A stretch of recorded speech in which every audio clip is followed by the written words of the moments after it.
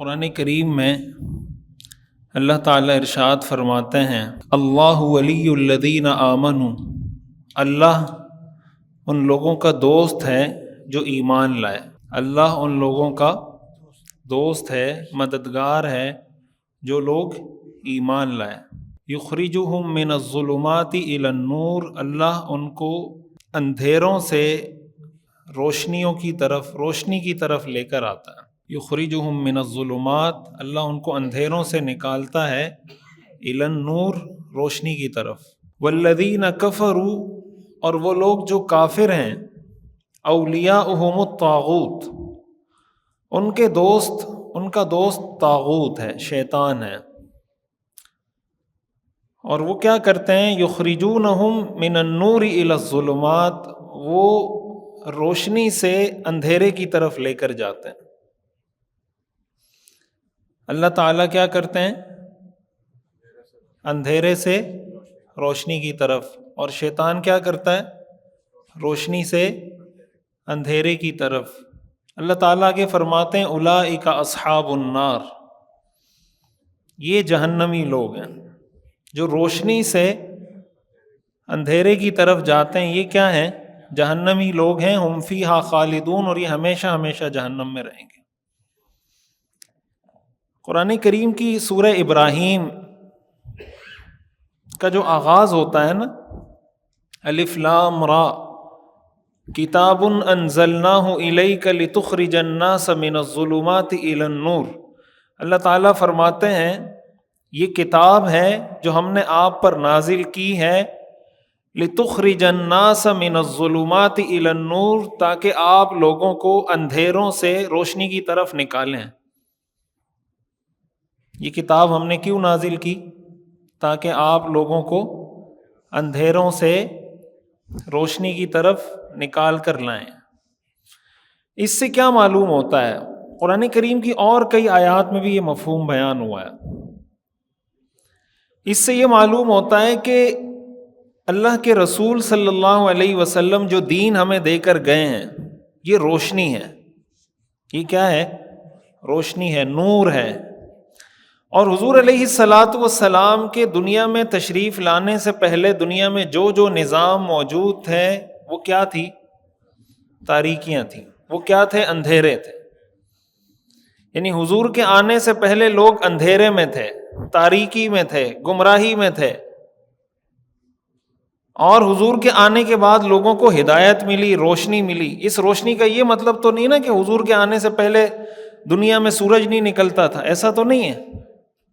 کیا خیال ہے؟ حضور کے آنے سے پہلے دنیا میں سورج نکلتا تھا؟ نہیں نکلتا؟ سورج تو نکلتا تھا۔ اس نور اور اس اندھیرے سے مراد ہدایت کا نور اور گمراہی کی تاریکی ہے۔ گمراہ شخص تاریکی میں ہے، اندھیرے میں ہے، اور ہدایت یافتہ شخص روشنی میں ہے۔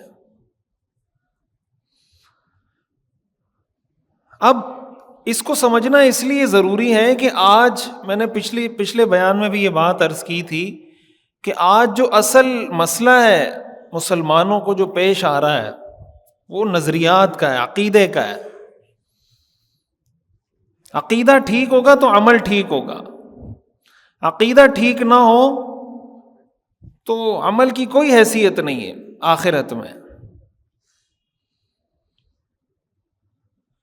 اب یہ سوال پیدا ہوتا ہے کہ حضور علیہ السلام کے آنے سے پہلے کیا ایسے حالات تھے جس کو اللہ تعالیٰ فرما رہے ہیں کہ تاریکی تھی، اور پھر فرمایا کہ روشنی، اور پھر ذرا آج کے دور کے ساتھ اس کو کمپیئر کر کے دیکھیں کہ آج کا دور تاریکی کا دور ہے یا روشنی کا دور ہے۔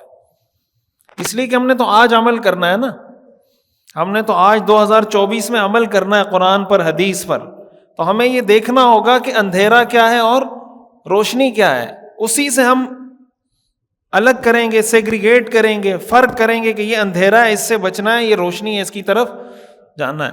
تو آج کے دور میں اندھیرا کیا ہے اور آج کے دور میں روشنی کیا ہے؟ اب مثال کے طور پر اگر آپ عقیدے کی بات کریں تو حضور علیہ السلام جب دنیا میں تشریف لائے تو عرب میں لوگ، مکہ مکرمہ میں لوگ کیا کرتے تھے؟ عقیدہ کیا تھا ان کا؟ شرک کرتے تھے۔ کیا کرتے تھے؟ شرک بت پرست ہے نا، بتوں کی عبادت کرتے تھے. حضور علیہ الصلاۃ والسلام نے آ کے فرمایا لا الہ الا اللہ. آپ نے کیا فرمایا؟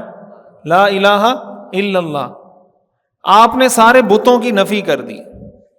لات، منات، عزا، جتنے بت ہیں آپ نے فرمایا کوئی معبود نہیں. اس کا مطلب یہ ہوا کہ شرک اندھیرا ہے. شرک کیا ہے؟ اندھیرا ہے. اور توحید کیا ہے؟ روشنی ہے.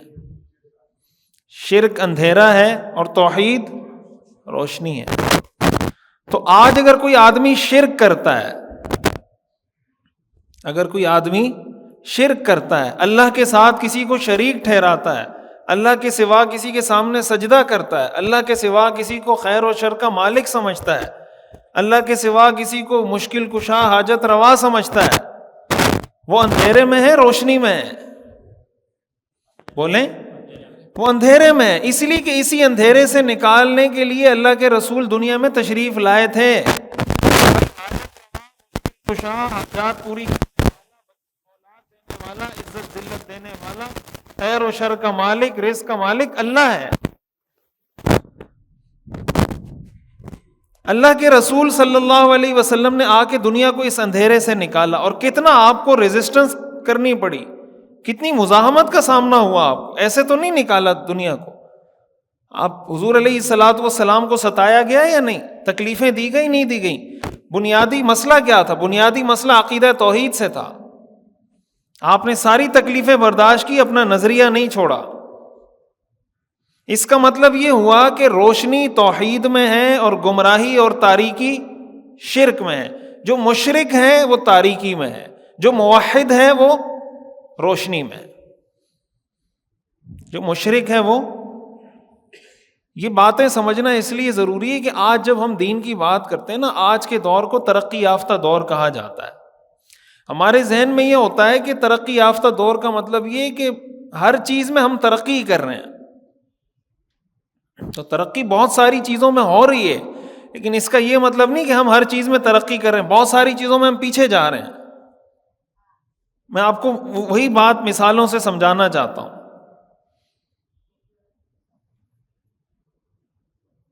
حضور علیہ الصلاۃ والسلام جب دنیا میں تشریف لائے، شراب پی جاتی تھی یا نہیں پی جاتی تھی؟ بولیں، شراب پی جاتی تھی. تو حضور علیہ الصلاۃ والسلام نے آ کے شراب کو حرام کر دیا. اسلام نے کیا کیا؟ شراب کو حرام کر دیا. یا ایھا الذین آمنوا انما الخمر والمیسر والانصاب والازلام رجس من عمل الشیطان فاجتنبوہ. اللہ فرماتے ہیں یہ شراب، جوا، یہ جو تم فال نکالتے ہو جھوٹے پونٹے، یہ سب ناپاکی ہیں.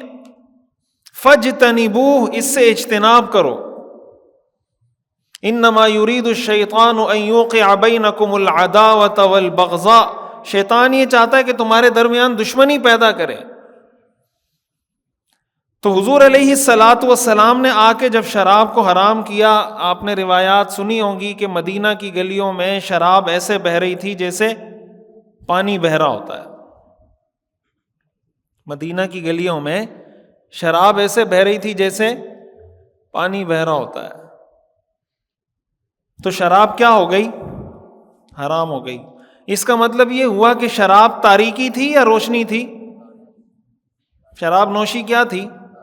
تاریکی تھی. اور شراب کا معاشرے سے ختم ہو جانا یہ کیا تھی؟ ہدایت اور روشنی. تو آج جس معاشرے میں شراب نوشی نہیں ہوگی وہ معاشرہ ترقی یافتہ ہوگا، یا جس معاشرے میں شراب نوشی ہوگی وہ معاشرہ ترقی یافتہ ہوگا؟ اندھیرے میں وہ معاشرہ ہے جو شراب پیتا ہے، یا اندھیرے میں وہ معاشرہ ہے جو شراب نہیں پیتا؟ بولیں، اندھیرے میں وہ معاشرہ ہے جو شراب پیتا ہے، اس لیے کہ اس معاشرے سے اللہ کے رسول نے نکالا تھا. وہ ظلمات ہیں، وہ اندھیرے ہیں. اور قرآن میں اللہ نے فرمایا کتاب انزلناہ الیک لتخرج الناس من الظلمات الی النور. یہ کتاب ہم نے اس لیے نازل کی تاکہ آپ لوگوں کو اندھیروں سے روشنی کی طرف لے کر آئیں. حضور تو شراب نوشی چھڑوا کر ایسے معاشرے کی تشکیل آپ نے فرمائی جس میں شراب نوشی زیرو تھی، شراب نوشی ختم. اب یہ جو میں سمجھانا چاہ رہا ہوں نا جو بات، اب اس تصور کا سمجھنا، اس کانسیپٹ کا سمجھنا کیوں ضروری ہے؟ آج ہمارے ہاں جب بہت سارے لوگ مغرب سے، یورپ سے، ویسٹ سے متاثر ہوتے ہیں تو ان کی ہر چیز سے متاثر ہونا شروع ہو جاتا ہے، ہر چیز سے، کہ بھائی وہ ترقی کر رہے ہیں۔ تو آپ مجھے بتائیں کہ اللہ کے رسول نے، حضور سے پہلے شراب پی جاتی تھی، حضور نے آ کے شراب چھڑوائی، ٹھیک ہے، تو چھڑوانے کا مطلب یہ ہوا کہ یہ ترقی ہو گئی، روشنی کی طرف چلے گئے، ہدایت کی طرف چلے گئے۔ پھر دوبارہ لوگ شراب نوشی پہ آ گئے تو یہ اوپر جا رہے ہیں، نیچے آ رہے ہیں واپس، یہ تو ریورس ہو رہے ہیں نا، ریورس بیک، پیچھے جا رہے ہیں۔ یعنی جہاں سے چلے تھے، اس کی مثال ایسے کہ آپ یہاں سے چلیں وہاں تک جائیں، پھر وہاں سے یہاں پر آ جائیں اور آپ کہیں میں نے ترقی کر لی، اس لیے کہ میں 1995 میں یہاں پہ تھا، پھر 2000 میں وہاں پہ تھا، 2024 سے تو یہاں پہ کھڑا ہوں، تو میں ترقی یافتہ اس لیے ہوں کہ میں 2024 میں یہاں کھڑا ہوں۔ 2024 میں آپ کو یعنی آپ کو چورنگی پہ ہونا چاہیے تھا۔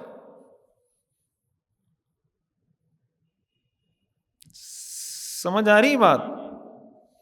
یعنی آپ یہاں سے چلے، یہ ترقی کا سفر تھا، وہاں تک پہنچے، یہ ترقی تھی نا۔ یعنی یہ شراب نوشی آپ نے چھوڑی، شراب پی جاتی تھی، یہاں سے آپ چلے، شراب نوشی ختم، اس معاشرے کی تشکیل ہوئی، دوبارہ آپ شراب نوشی پر آ گئے، تو آپ آگے جا رہے ہیں، پیچھے آ رہے ہیں؟ تو جو پیچھے آ رہا ہوتا ہے اس کو ترقی یافتہ کہتے ہیں، وہ ترقی یافتہ تو نہیں ہوتا، اس کو تو تنزل کہتے ہیں، اس کو تو ڈکلائن کہتے ہیں، کہ آپ زوال کا شکار ہو رہے ہیں۔ تو جس معاشرے میں شراب نوشی ہوگی، جس معاشرے میں منشیات ہوگی، وہ معاشرہ ترقی یافتہ نہیں کہلاتا، وہ ہدایت یافتہ نہیں کہلاتا۔ آج ہمارے ہاں اسکولوں میں، کالجز میں، یونیورسٹیز کے اندر جو منشیات ہیں، جو ڈرگز ہیں، ہماری بچیاں بھی منشیات کی عادی ہو رہی ہیں، ہمارے بچے بھی منشیات کے عادی ہو رہے ہیں۔ یونیورسٹیوں میں جو بچے جاتے ہیں وہ بھی منشیات کے عادی ہیں، ایک بہت بڑی میجورٹی جو بچیاں جا رہی ہیں وہ بھی ڈرگز لے رہی ہیں۔ نام تعلیمی ادارے کا ہے، اور ہم سمجھتے ہیں ہم نے بچے کو یونیورسٹی میں ایڈمیشن دلوا کر بہت ترقی یافتہ بنا دیا ہے۔ تعلیم بچوں کو دلوائیں، لیکن اگر آپ کے بچے تعلیم حاصل کرنے کے بعد ڈرگز لینا شروع کر دیں تو کم از کم یہ مت سمجھیں کہ یہ ترقی یافتہ ہیں، یہ سمجھیں کہ یہ زوال کا شکار ہیں۔ کم از کم معیارات تو ٹھیک کریں، معیارات تو ٹھیک کریں کم از کم۔ جب معیار ٹھیک ہوگا تو اللہ توبہ کی توفیق بھی دے دے گا کہ بھائی یہ بچے ڈرگز لے رہے ہیں، منشیات لے رہے ہیں، اس کا ہمیں حل نکالنا چاہیے۔ یہ تعلیمی ادارے یا منشیات کے اڈے ہیں؟ اساتذہ پریشان ہیں، یونیورسٹیز کے وائس چانسلر پریشان ہیں کہ بھئی اس کا ہم حل کیا نکالیں، ان کو سمجھ نہیں آ رہی، اتنا زیادہ منشیات عام ہو گئی ہیں ہمارے تعلیمی اداروں میں۔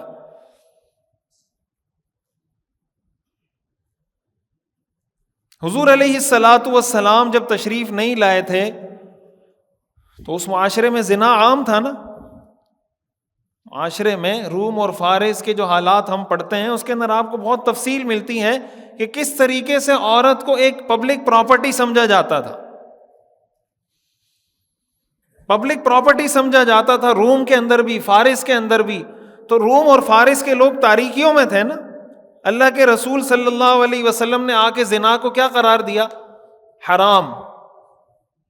تو جس سوسائٹی میں زنا عام ہوگا وہ سوسائٹی ترقی یافتہ ہوگی، یا جس سوسائٹی میں زنا نہیں ہوگا وہ ترقی یافتہ ہوگی؟ جس سوسائٹی میں زنا ہے وہ اندھیرے میں ہے، یا جس سوسائٹی میں زنا نہیں ہے وہ اندھیرے میں ہے؟ اس لیے کہ اللہ فرماتے ہیں لِتُخْرِجَ النَّاسَ مِنَ الظُّلُمَاتِ إِلَى النُّورِ، ہم نے آپ کو یہ کتاب اس لیے دی تاکہ آپ تاریکی سے روشنی کی طرف لے کر آئیں۔ لوگ زنا میں تھے، آپ نے زنا سے نکال کر نکاح کی طرف آپ لے کر آئے۔ اس کا مطلب جس معاشرے میں نکاح کا کلچر ہوگا یہ ترقی یافتہ معاشرہ ہے، جس معاشرے میں نکاح کا کلچر ہوگا یہ ہدایت یافتہ معاشرہ ہے، جس معاشرے میں نکاح کا کلچر ہوگا یہ روشنی اور نور میں ہے، اور جس معاشرے میں زنا کا کلچر ہوگا، girl friend boy friend culture ہوگا، یہ اندھیرے میں ہے، یہ تاریکی میں ہے، یہ گمراہی میں ہے۔ وہ ترقی یافتہ نہیں ہے، وہ تنزل کا، زوال کا شکار ہیں۔ آج ویسٹ کے اندر، مغرب کے اندر، یورپین کنٹریز کے اندر زنا عام ہے یا نہیں ہے؟ بولیں تو وہ اندھیرے میں ہے یا روشنی میں؟ اندھیرے میں ہے یا روشنی میں؟ اندھیرے میں۔ ہم جب مغرب کو پڑھتے ہیں یا جب کافروں کی بات کرتے ہیں یا جب ویسٹ کی بات کرتے ہیں تو ہم ان کے ٹیکنالوجی کو تو دیکھتے ہیں کہ میزائل ایسے بنا لیے، آئی ٹی میں اتنی ترقی کر لی، اے آئی میں اتنی، جو ترقی انہوں نے کی اس کی تعریف بھی کرنی چاہیے، جو ٹھیک کام ہے اس کی تعریف بھی کرنی چاہیے، لیکن اس کی آڑ میں ہم یہ بھول جاتے ہیں کہ کن کن چیزوں میں وہ غلط ہیں۔ بھائی ٹیکنالوجی میں ہمیں ان کو فالو کرنا چاہیے، اور نکاح کے کلچر میں ان کو چاہیے ہمیں فالو کریں۔ ٹیکنالوجی میں ہم ان کو فالو کریں، اور زنا ختم کرنے کے معاملے میں ان کو چاہیے وہ ہمیں فالو کریں، لیکن ہم زنا کے معاملے میں بھی ان کو فالو کرنا شروع کر دیتے ہیں۔ ہمارے ہاں اگر کوئی شخص اپنی بیوی کو بائک پہ بٹھا کے آئس کریم کھلانے لے جائے نا، بہت سے گھرانوں میں اس کو مایوس سمجھا جاتا ہے کہ یہ بیوی کا غلام ہے، بغیرت ہے، دیکھو بیوی کو بائک پہ بٹھا کے آئس کریمیں کھلانے لے جا رہا ہے۔ اور کوئی گرل فرینڈ بوائے فرینڈ کو گھماتا پھراتا رہے، کوئی مسئلہ نہیں۔ قائد اعظم کے مزار پہ چلے جائیں، کسی پارک میں چلے جائیں، کہیں پارک جو بنے ہوئے وہاں چلے جائیں، سی وی یو چلے جائیں، کوئی مسئلہ نہیں ہے۔ یونیورسٹیوں میں آپ دیکھ لیں، اگر آپ کسی کو نکاح کی طرف لے کر آتے ہیں، اگر یونیورسٹی کے لڑکے کو آپ کہتے ہیں بھائی آپ نکاح کر لیں، اگر آپ کسی لڑکی سے تعلق رکھ رہے ہیں، والدین کو بتا دیں میں نکاح کرنا چاہتا ہوں، لڑکی کو آپ کہتے ہیں نکاح کر لیں، تو ہمارے ہاں کہا جاتا ہے نہیں، نکاح تو نہیں ہوگا۔ نکاح نہیں ہونے کا مطلب یہ ہے کہ آپ جو کر رہے ہیں وہ کرتے رہیں، بعد میں دیکھیں گے نکاح ہم نے کرنا ہے یا نہیں کرنا۔ یونیورسٹیوں میں کیا ہو رہا ہے؟ کیا ہم کوئی اندھے ہیں؟ ہمیں نظر نہیں آتا؟ ہمارے جو والدین ہیں ان کو نظر نہیں آتا یونیورسٹیوں میں کیا ہو رہا ہے؟ یہ girl friend boy friend culture کہاں سے پروموٹ ہو رہا ہے؟ یہ کو ایجوکیشن سے پروموٹ ہو رہا ہے۔ لڑکا لڑکی ساتھ بیٹھے ہوئے، کہتے نہیں دل سی، مولویوں کے دماغ گندے ہیں، لوگ کہتے ہیں، ہمیں تانے دیتے ہیں کہ مولویوں کا دماغ کیا ہے؟ گندا ہے۔ بھائی آپ لڑکی کو ہمیشہ غلط نظر سے ہی دیکھتے ہیں۔ آپ کے ساتھ ایک ڈیسک پہ لڑکی بیٹھی ہوئی ہے، لڑکا اور لڑکی بیٹھے ہوئے ہیں، دونوں کنوارے ہیں، دونوں غیر شادی شدہ ہیں، اور کسی کے دل میں غلط خیال نہیں پیدا ہوتا یار آپ فرشتے ہیں، انسان ہیں۔ تو آپ اپنی وہ بدفعلی، اپنا وہ زنا، اپنا وہ گندا، اپنی وہ گندی سوچ چھپانے کے لیے مولوی کو تانے دیتے ہیں۔ اللہ نے بد نظری کیوں حرام کی ہے؟ اللہ نے کیوں فرمایا قل للمؤمنین یغضوا من ابصارہم، اے پیغمبر مومنوں کو کہیں اپنی نگاہوں کو نیچے رکھیں؟ کیوں کہا اللہ نے؟ یہ جب آپ کہتے ہیں نا مولوی کا دماغ گندا ہے، یہ بات مولوی پہ نہیں رکتی، یہ آگے اسلام پہ جاتی ہے۔ بد نظری سے مولوی منع کرتا ہے، اسلام منع کرتا ہے۔ کو ایجوکیشن سے مولوی منع کرتا ہے، اسلام منع کرتا ہے۔ پردے کا حکم اسلام کا ہے یا مولوی کا ہے؟ تو جب آپ کو مولوی کہتا ہے پردہ کرو، بد نظری سے بچو، کو ایجوکیشن سے بچو، تو آپ کہتے ہیں مولوی کا دماغ گندا ہے۔ یہ جب لڑکی کو دیکھتے ہیں ان کے دماغ میں اور کوئی سوچ ہی نہیں آتی۔ یہ حکم تو قرآن نے دیا ہے بھائی، یہ حکم تو قرآن کا ہے، حدیث میں ہے، اسلام میں ہے۔ تو جو چیز ظلمات تھی، جو اندھیرے تھے، جو تاریکی تھی، اس کو آج روشنی بنا دیا گیا، اس کو آج فخر کا باعث سمجھا جاتا ہے۔ اور جو اصل کرنے کا کام تھا، جس کی طرف اللہ کے رسول ہمیں لے کر آئے تھے کہ نکاح کے کلچر کو پروموٹ کریں، حدیث میں آتا ہے رسول اللہ صلی اللہ علیہ وسلم نے ارشاد فرمایا ان اعظم النکاح برکتا ایسرہ مؤونہ، سب سے برکت والا نکاح وہ ہوتا ہے جس میں خرچہ کم سے کم ہو۔ اس حدیث کا کیا مطلب؟ اس حدیث کا مطلب ہے نکاح کو پروموٹ کریں، اس لیے کہ جب نکاح میں خرچے بڑھائیں گے نکاح مشکل ہو جائے گا۔ آپ نے فرمایا برکت والا نکاح ہوتا ہی وہ ہے جس میں خرچہ کم ہو، تاکہ نکاح آسان ہو جائے۔ تو آپ بتائیں ہمارے معاشرے میں نکاح آسان ہے یا زنا آسان؟ اس وقت ہمارے معاشرے میں نکاح آسان ہے یا girl friend boy friend culture میں چلنا یہ آسان ہے؟ ہر ایک کے پاس واٹس ایپ ہے، ہر ایک کے پاس فیس بک ہے، ہر ایک کے پاس ٹک ٹاک ہے، آپ سمجھتے ہیں آپ کا بیٹا بہت شریف ہے، آپ کی بیٹی بہت شریف ہے، گھر میں بیٹھی ہوئی ہے، اسکول جا رہی ہے، کالج جا رہی ہے، یونیورسٹی جا رہی ہے، آ رہی ہے، آپ کو پتا ہے اس کے واٹس ایپ میں کیا چل رہا ہے؟ یہ جو آئے دن کیسز آتے ہیں کہ لڑکی نے خودکشی کر لی، فلاں نے، پچھلے بیان میں سوال کیا تھا نا، آئی تھی پرچی، لڑکیاں کیوں خودکشیاں کر رہی ہیں؟ خودکشیاں اسی لیے کر رہی ہیں کہ واٹس ایپ پہ تعلقات بناتی ہیں، اپنی تصویریں ویڈیوز مردوں کے ساتھ شیئر کرتی ہیں، پھر وہ مرد ان کو بلیک میل کرتے ہیں، ان کو ڈر لگتا ہے کہ میرے ماں باپ کو پتہ چلے گا، خودکشی کر لیتی۔ تو یہ خودکشیاں کیوں ہو رہی ہیں ہمارے معاشرے میں؟ یہ اسلام کو فالو نہ کرنے کی وجہ سے ہو رہی ہیں۔ ہم اپنے معاشرتی روایات کو، اپنے معاشرے کے کلچر کو زیادہ ترجیح دے رہے ہوتے ہیں بعض اوقات۔ میں یہ نہیں کہہ رہا کہ بس نکاح کا مطلب یہ کہ جو بھی آئے بس نکاح پہ نکاح کرتے چلے جائیں، لیکن جتنا ہم نے اس کو مشکل بنا دیا ہے کہ نکاح کے راستے میں رکاوٹیں ہیں اور زنا کے راستے میں رکاوٹیں نہیں ہیں۔ ہم مسلمان ہیں، اسلام کو ماننے والے ہیں، ہم میں ایسے لوگ کیوں نہیں پیدا ہوتے جو یہ کہیں کہ ہم لڑکوں کے لیے الگ یونیورسٹیاں بنائیں گے، لڑکیوں کے لیے الگ یونیورسٹیاں بنائیں گے؟ بھائی اگر مسلمان، پاکستان کے سارے مسلمان یہ بائیکاٹ کر لیں یا یہ اعلان کر دیں، کوئی ایسوسی ایشن بنا لیں، کوئی تنظیم بنا لیں کہ ہم اپنی بیٹیوں کو ایجوکیشن میں تعلیم نہیں دلوائیں گے، اگر آپ ہمارے لیے سیپریٹ یونیورسٹیاں بنا سکتے ہیں تو ٹھیک، نہیں تو ہم آپ کی یونیورسٹی میں بچیوں کو نہیں بھیجیں گے۔ وہ بنانے پہ مجبور ہوں گے نہیں ہوں گے؟ وہ تو بزنس کر رہے ہیں نا، یونیورسٹیوں والے کیا کر رہے ہیں؟ بزنس کر رہے ہیں، ان کو تو کلائنٹ چاہیے، کسٹمر چاہیے، اور جو کسٹمر کی ڈیمانڈ ہوگی وہ پورا کرے گا۔ کیوں ایسی غیرت ہمارے اندر نہیں جاگتی کہ کوئی اٹھے وہ یہ کہے میں ایسی یونیورسٹی بناؤں گا جو صرف لڑکیوں کی ہوگی، میں ایسی یونیورسٹی بناؤں گا جو صرف لڑکوں کی ہوگی، میں ایسا اسکول بناؤں گا جو صرف لڑکوں کا ہوگا، اور ایسا اسکول بناؤں گا جو صرف لڑکیوں کا ہوگا۔ یہ میں وہ بتا رہا ہوں کہ ہمیں کچھ سٹیپس ایسے لینے پڑیں گے کہ girl friend boy friend culture ختم ہو، وہ مشکل ہو، نکاح آسان ہو۔ تو جس معاشرے میں زنا عام ہوتا ہے وہ معاشرہ ترقی یافتہ نہیں ہوتا، وہ معاشرہ زوال کا شکار ہوتا ہے، وہ معاشرہ اندھیرے میں ہے۔ جس معاشرے میں زنا نہیں ہے وہ معاشرہ ترقی یافتہ ہے۔ اب اگر آپ کمپیئر کریں پاکستان کو مغرب کے ساتھ، تو اس معاملے میں مغرب ترقی یافتہ ہے یا پاکستان ترقی یافتہ ہے؟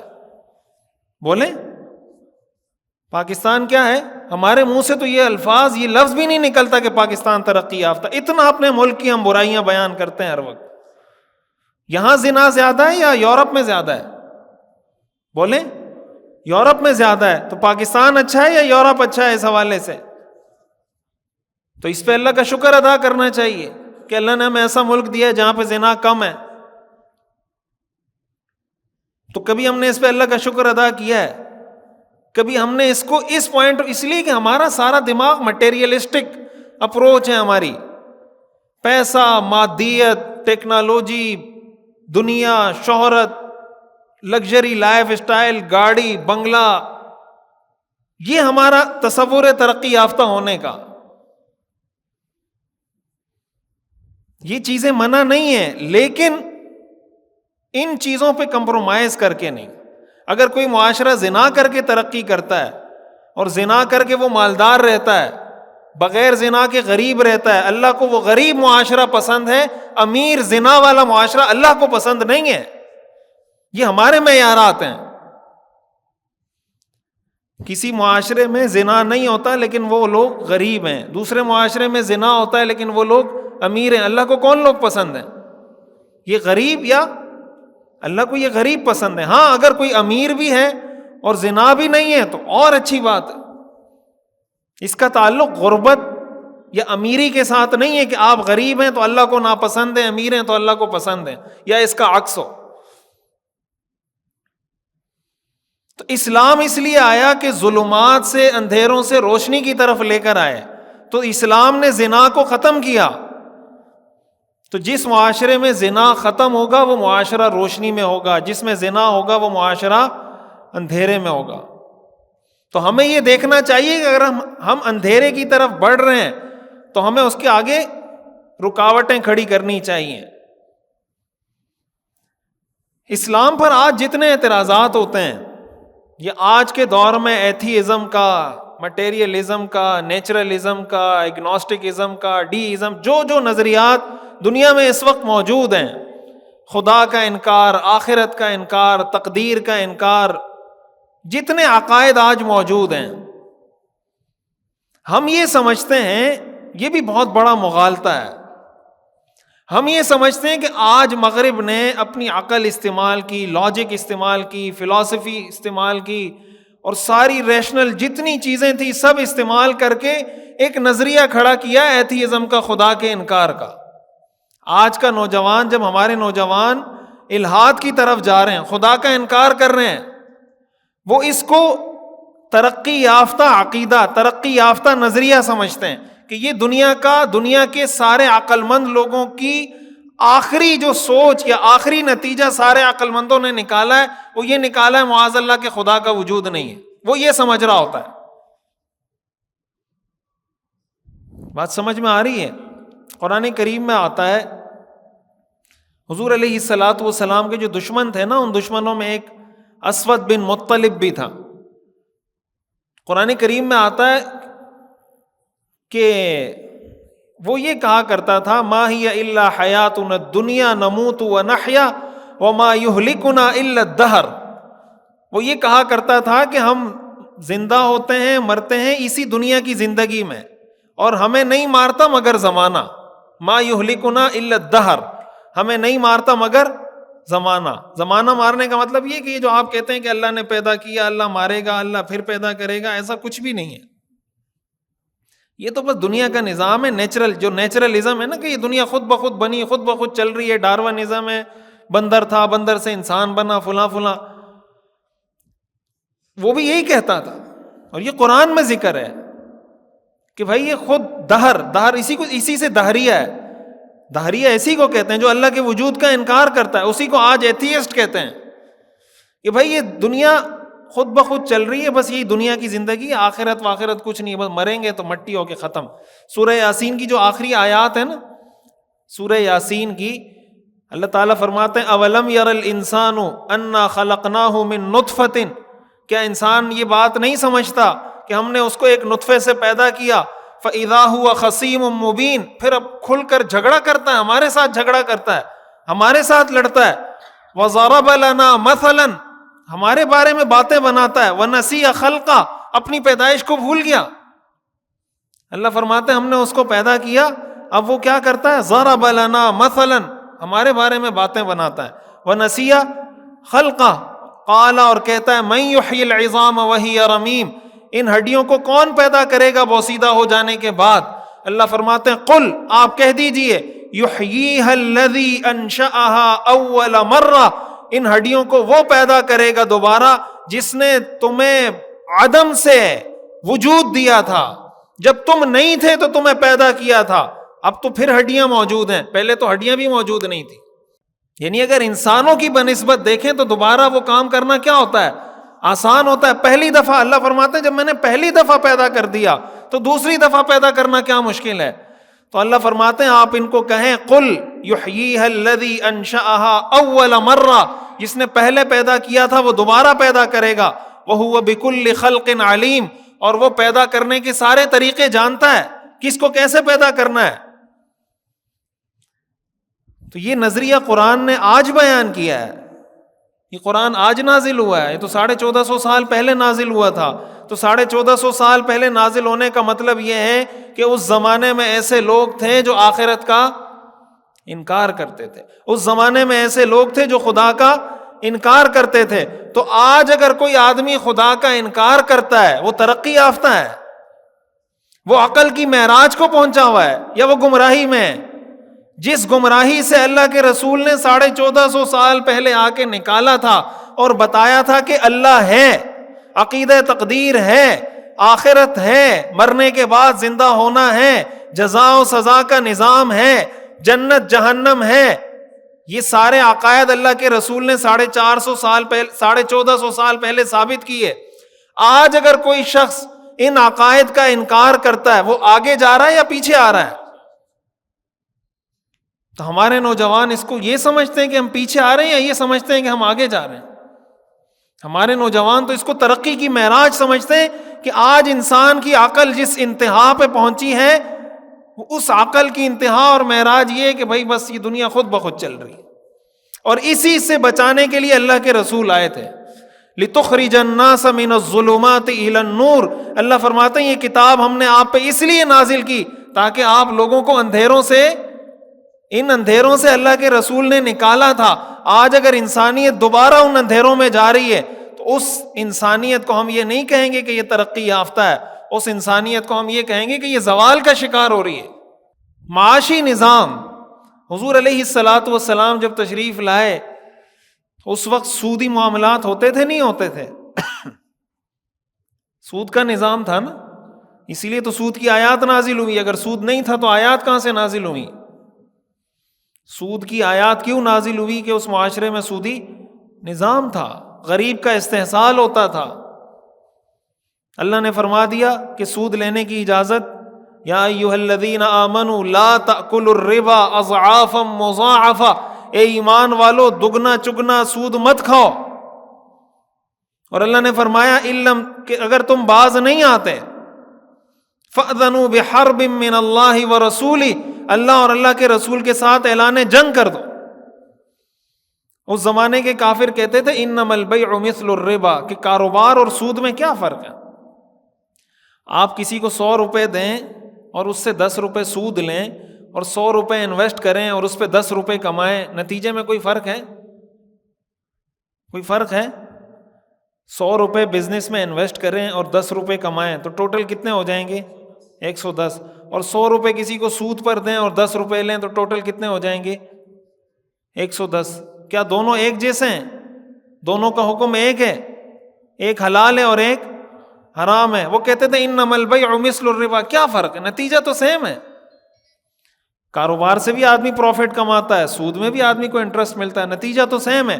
اللہ نے فرمایا احل اللہ البیع وحرم الربا، اللہ نے کاروبار کو حلال کیا، سود کو حرام کیا۔ آج بھی ہمارے ہاں جب اسلامک بینکنگ کی بات ہوتی ہے نا تو بہت سارے لوگ، حضرت شیخ الاسلام مفتی محمد تقی عثمانی صاحب دامت برکاتہم کو کہتے ہیں انہوں نے سودی بینکنگ پر، وہ سود کے اوپر اسلام کا لیبل لگا دیا، خنزیر پر بکری کا لیبل لگا دیا، شراب پر آب زمزم کا لیبل لگا دیا ہے۔ کان کو یہاں سے پکڑو یا یہاں سے پکڑو، اس لیے کہ ہم نتیجے کو دیکھتے ہیں۔ بھائی آپ جب بکری ذبح کرتے ہیں، ایک بکری آپ اللہ کے نام پہ ذبح کریں، ایک بکری آپ بت کے نام پہ ذبح کریں، دونوں کے نتیجے میں فرق ہوتا ہے؟ یا دونوں کے گوشت میں کوئی فرق ہوتا ہے؟ یہ ایک ہی چیز ہے، ظاہراً حصی اعتبار سے تو سیم ہے، اس کا بھی خون نکلا ذبح ہو گیا، اس کا بھی خون نکلا ذبح ہو گیا، شریعت میں دونوں کا حکم ایک ہے۔ بت کے نام پہ جو بکری ذبح کی ہے اور اللہ کے نام پہ جو بکری ذبح کی ہے، حکم ایک ہے دونوں کا، ایک کا گوشت حلال، دوسرے کا فرق کس چیز کا ہے؟ فرق اس عمل کا ہے، اس پروسیس کا ہے جو شریعت نے بتایا ہے، آپ نے اس کو فالو کیا یا نہیں کیا۔ 100 روپے پہ آپ 10 روپے کمائیں کاروبار سے، یہ حلال ہے، 100 روپے پہ آپ 10 روپے سود لیں، یہ حرام ہے۔ ہمارے ہاں اس چکر میں کہ بھائی نتیجہ سیم نکل رہا ہے تو اس کا حکم بھی کیا ہوگا؟ سیم ہوگا، چونکہ ایک جیسا نتیجہ ہے تو حکم بھی، یہ حلال ہے تو وہ بھی حلال، یہ حرام ہے تو وہ بھی حرام۔ سارے مفتی ہیں ماشاءاللہ ہمارے ہاں۔ تو سود اللہ نے حرام کیا۔ آج پوری دنیا کے اندر سودی نظام رائج ہے یا نہیں؟ کیپٹلزم کا جو نظام ہے یہ کس پہ کھڑا ہے؟ سودی نظام پہ کھڑا ہے یا نہیں؟ تو جس ملک میں، جس معاشرے میں، جس سوسائٹی میں سودی نظام ہو، کیا وہ معاشرہ ترقی یافتہ کہلائے گا؟ وہ معاشرہ ہم یہ کہیں گے کہ یہ ہدایت پر ہے، یہ روشنی میں ہے، یا ہم کہیں گے اندھیرے میں ہے؟ تو کیپٹلزم کو آج دنیا میں معاشی نظام کی معراج سمجھا جاتا ہے کہ انسان نے دنیا میں جتنی عقل لڑائی، جو ترقی کی، اس کی معراج کیپٹلزم ہے۔ اس سے بہتر معاشی نظام دنیا میں نہیں ہے، کیپٹلزم دنیا کا بیسٹ نظام ہے۔ تو کیا کیپٹلزم دنیا کا بیسٹ نظام ہے یا اسلامک فائنانس سسٹم یہ دنیا کا بیسٹ نظام ہے؟ ایک مسلمان کی اپروچ کیا ہونی چاہیے؟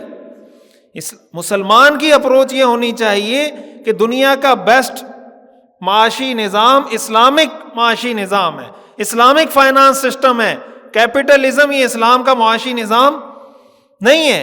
اور یہ ترقی کی علامت، اگرچہ دنیا کے سارے عقل مند لوگ جمع ہو کے کہیں کہ یہ سب سے بہتر ہے، لیکن جس نظام میں سود ہوگا وہ نظام ٹھیک نہیں ہو سکتا۔ ہمارے پاس قرآن و حدیث موجود ہے، کتاب انزلناہ الیک لتخرج الناس من الظلمات الی النور، یہ کتاب ہم نے آپ پہ اس لیے نازل کی تاکہ آپ لوگوں کو تاریکیوں سے روشنی کی طرف لے کر آئیں۔ اللہ کے رسول نے سود سے نکال کر کاروبار کی طرف آپ لے کر آئے تھے، تو اگر کوئی معاشرہ سود سے نکلا کاروبار میں آیا، پھر کاروبار سے نکلا سود میں آیا، یہ آگے جا رہا ہے پیچھے آ رہا ہے، تو یہ ترقی یافتہ کہلائے گا یا زوال کا شکار کہلائے گا؟ ہمیں جب ہم اسلام کی بات کرتے ہیں نا، ہم کہتے ہیں مسلمان ہیں، تو ہمیں ان چیزوں کو دیکھنا اور سمجھنا چاہیے کہ ہم کس طرح کے مسلمان ہیں۔ یہ میں آپ کو چند مثالیں دے رہا ہوں، موٹی موٹی بڑی بڑی مثالیں دے رہا ہوں۔ آپ عقیدے کے لحاظ سے دنیا میں آج جتنے عقائد موجود ہیں، جتنے عقائد دنیا میں موجود ہیں، آج دنیا کے اندر ہم جنس پرستی کو، LGBTQ کے ایجنڈے کو پوری دنیا میں پروموٹ کیا جا رہا ہے۔ ہمارے ہاں ٹرانسجینڈر بل پیش ہوا، قومی اسمبلی میں، سینٹ میں، ہر جگہ سے پاس ہوتا چلا گیا کہ بھائی کوئی مرد اپنے آپ کو کہے میں عورت تو اس کو عورت ڈکلیئر کر دیں، کوئی عورت کہے میں اپنے آپ کو مرد فیل کر رہی ہوں تو اس کو مرد ڈکلیئر کر دیں۔ ساری دنیا میں LGBTQ کا ایجنڈا پروموٹ کیا جا رہا ہے، ہم جنس پرستی کا۔ قرآن کریم میں حضرت لوط علیہ السلام کی قوم کا تذکرہ ہے یا نہیں؟ حضرت لوط علیہ السلام کی قوم کا تذکرہ ہے یا نہیں؟ تو ان کی قوم میں کیا گناہ تھا؟ ان کی قوم کس گناہ میں مبتلا تھی؟ ہم جنس پرستی میں مبتلا تھی۔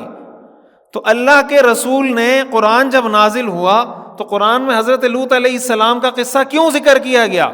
اسی لیے کہ حضرت لوط علیہ السلام کی قوم اندھیروں میں تھی، اللہ نے حضرت لوط علیہ السلام کے ذریعے اس قوم کو اندھیروں سے نکال کر روشنی کی طرف اللہ لے کر آیا۔ تو اب اگر کوئی قوم، کوئی معاشرہ، کوئی سوسائٹی دوبارہ اسی چیز کی طرف جا رہی ہے جس چیز سے اللہ نے حضرت لوط علیہ السلام کے ذریعے انسانیت کو نکالا تھا، اور پھر اللہ نے قرآن میں اس کا ذکر کر کے قرآن کے ذریعے معاشرے کو اس سے نکالا، وہ معاشرہ آگے جا رہا ہے یا پیچھے آ رہا ہے؟ تو جس معاشرے میں LGBTQ کے ایجنڈے کو پروموٹ کیا جا رہا ہو، ہم جنس پرستی کو پروموٹ کیا جا رہا ہو، ٹرانسجینڈرزم کو پروموٹ کیا جا رہا ہو، یہ عقل کی معراج نہیں ہے۔ دیکھیں، بنیادی اسلام اور اسلام کے مقابل جتنی چیزیں آتی ہیں اس میں جو بنیادی فرق ہے نا، اسلام آپ کو کہتا ہے سسٹم کو فالو کریں، اور اسلام کے مقابلے میں جو چیز ہے وہ آپ خواہشات کی پیروی کرتے ہیں، اور خواہشات کی کوئی انتہا نہیں ہے۔ خواہشات کی کوئی انتہا، بھائی ایک آدمی زنا کرتا ہے، زنا کر 20-30 سال زنا کیا، کر کے تھک جائے گا نا، جب تھک جائے گا اب اس کو کوئی نئی چیز چاہیے، اب اس کو نئی کوئی چیز چاہیے، کچھ نیا کام کروں۔ اب کچھ نیا کام کرنے کے لیے اور حرام کام کرے گا۔ اب مغرب میں ایسے لوگ بھی ہیں، ویسٹ میں، جو اپنے آپ کو کتا ڈکلیئر کر رہے ہیں کہ میں اپنے آپ کو انسان نہیں کتا، اس لیے کہ مجھے کتا اپنے آپ کو سمجھنے میں اچھی فیلنگ آتی ہے، باقاعدہ وہ والی شیپ بناتے ہیں، وہ چیزیں پہنتے ہیں، کتوں کی آوازیں نکال کے چل رہے ہوتے ہیں۔ میں نے آپ کو بتایا تھا کچھ عرصہ پہلے ایک تصویر آئی تھی کہ ایک شخص شادی کرنا چاہ رہا تھا، تو اس کو کوئی مطلب کی لڑکی نہیں مل رہی تھی۔ اس نے کیا کیا کہ اس نے اپنے آدھے لباس پہ مردوں کا لباس پہنا اور آدھے جسم پہ عورتوں کا لباس پہنا، اور کہا میں اپنے آدھے جسم کا دوسرے آدھے جسم سے نکاح کر رہا ہوں۔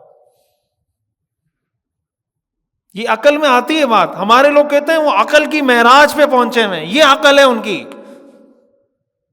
لیکن ہم احساس کمتری کا شکار ہیں۔ ہمارے پاس اتنی بڑی نعمت ہے دین کی، قرآن کی، لیکن ہمیں واللہ اس کی قدر نہیں ہے۔ یہ بات عقل میں آتی ہے، یہ کسی عقل مند کو بات سمجھ میں آتی ہے۔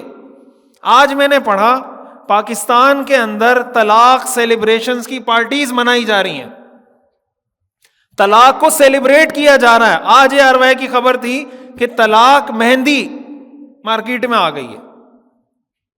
طلاق مہندی یعنی کسی عورت کو طلاق ہوگی، جیسے سالگرہ کا کیک کٹتا ہے نا، طلاق کے بعد وہ بھی مہندی لگائے گی، کیک کاٹے گی، طلاق کیک.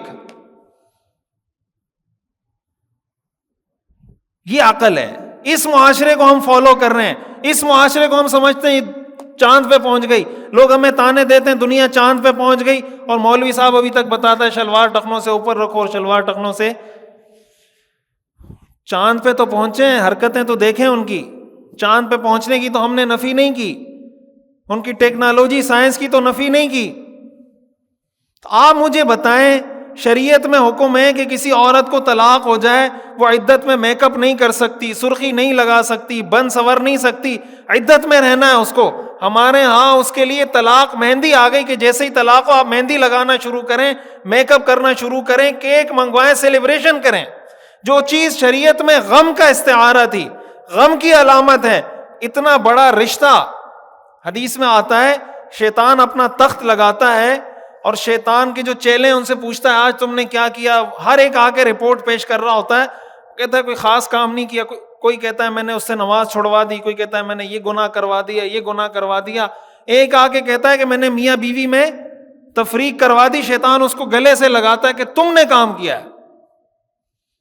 اتنا خوش ہوتا ہے شیطان اس کام سے جب میاں بیوی کا رشتہ ختم ہوتا ہے، اس لیے کہ یہ اسلام کے خاندانی نظام پہ ضرب ہوتی ہے.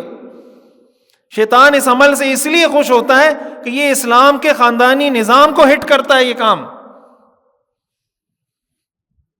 کل کو جب باپ مرے نا تو پھر اس وقت ڈانس پارٹی شروع کر دینا. جب اس طرح کے جو لوگ حرکتیں کر رہے ہیں نا، تو اس کا تقاضا یہ کہ جب کسی کے باپ کا انتقال ہو تو پھر ہجڑوں کو بلائے، خواجہ سرا کو بلائے اور ڈانس پارٹی کرے. اس لیے کہ جب آپ خیر و شر کا معیار ہی آپ نے مکس کر دیا، آپ کی نظر میں خیر و شر کا معیار قرآن حدیث نہیں ہے، معیار خیر و شر کا مغرب ہے. تو جب مغرب ہے تو ان کی نظر میں تو یہ خیر ہے، ان کی نظر میں تو یہ شر ہے. تو طلاق کی سیلیبریشن کا کیا مطلب؟ یہ بات سمجھ میں آ رہی ہے؟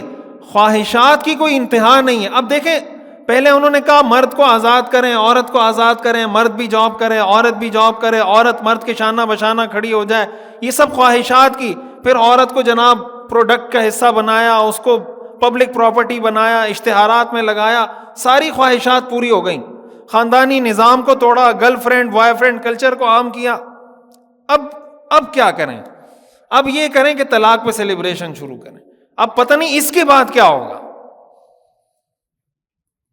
وہاں پر شکاگو کے اندر اور بہت سارے ممالک کے اندر جانوروں سے بدفعلی کو لیگلائز کیا جا رہا ہے. یہ میں آپ کو بتا رہا ہوں، جس معاشرے کو آپ سمجھتے ہیں نا، اور اسلام سے جو ہم دور بھاگ رہے ہوتے ہیں، مولوی سے، مسجد سے، آپ اسلام کے قریب آئیں. یہ کہیں کا نہیں چھوڑیں گے آپ کو. مغرب کی اندھی تقلید کہیں کا نہیں چھوڑے گی. باقاعدہ انسیسٹ کو وہاں لیگلائز کیا جا رہا ہے، اس کو پروموٹ کیا جا رہا ہے.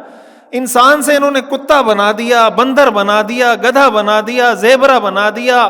ہم جنس پرستی کو پروموٹ کیا، طلاق کی سیلیبریشن ہو رہی ہے، سودی نظام رائج کیا، اللہ کا انکار، آخرت کا انکار، اور جناب باس بعد الموت کا انکار، جزا سزا، جنت جہنم، ساری چیزوں کا انکار. وہ پھر بھی ترقی یافتہ، ہم پھر بھی زوال کا شکار. اپنے دین پہ فخر کرنا سیکھیں. ہم مسلمان ہیں الحمدللہ، اللہ نے ہمیں یہ دین دیا الحمدللہ.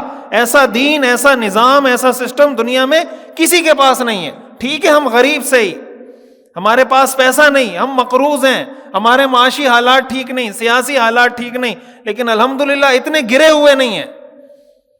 یہ ہمیں یہ احساس اس وقت ہوگا جب ہم اسلام پہ فخر کرنا سیکھیں گے. ہم تو کسی کے سامنے دین کی بات کرتے ہوئے شرماتے ہیں کہ یار وہ بولے گا یہ مولوی بن گیا، یہ کب. آپ کسی کو بولتے ہیں نماز پڑھنے جائیں، وہ آپ کو کہے گا یار ملا کب سے بن گیا تو. اس ڈر سے ہم اس کو نماز کا نہیں کہتے ہیں. وہ ان کو طلاق کی سیلیبریشن کرتے ہوئے شرم نہیں آ رہی، ہم کسی کو نماز کی دعوت دیتے ہیں تو شرم آتی ہے.